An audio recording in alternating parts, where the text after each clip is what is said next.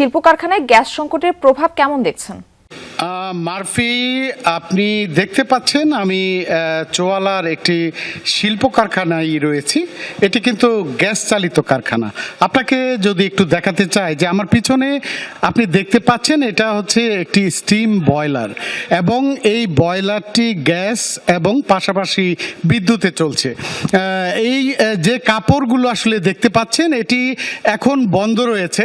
তো এখানকার আসলে যারা দায়িত্ব রয়েছেন তারা জানাচ্ছেন যে গ্যাসের এবং বিদ্যুতের সমস্যার কারণে যখন এই কাপড়গুলো আসলে আটকে যায় তখন কিন্তু এই কাপড়গুলো অনেকাংশেই নষ্ট হয়ে যায়, এবং তারা দাবি করছেন যে তাদের প্রতিদিন গড়ে প্রায় 10 থেকে 12,000 গজ কাপড় নষ্ট হচ্ছে।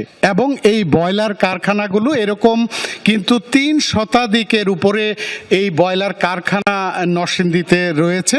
এবং আরো দেখতে পাচ্ছেন আপনি যে যারা এখানে আসলে কর্মরত রয়েছেন তারা কিন্তু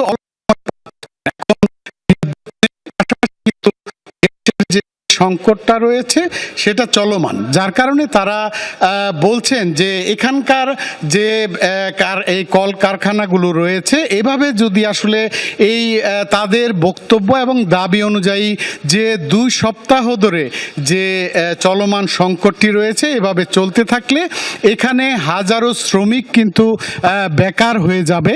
আর পাশাপাশি হচ্ছে যে মারফি, আপনাকে জানিয়ে রাখি নরসিংদীতে কিন্তু প্রায় 70% কাপড় এই নরসিংদীতে কিন্তু উৎপাদিত হয়। এর কাপড় কিন্তু সারা বাংলাদেশের বাজারগুলোতে বাজারজাত হয়। আর এই সংকট চলতে থাকলে এর প্রভাব কিন্তু শ্রমিকদের বেতনের পাশাপাশি তাদের পরিবার এবং পাশাপাশি কিন্তু যে বাজারগুলো রয়েছে সেই বাজারেও এর প্রভাব বাংলাদেশে পড়বে আমরা তারা দাবি করছেন এখানকার শিল্প মালিকরা। মারফি। আয়ুব, ধন্যবাদ যুক্ত হবার জন্য।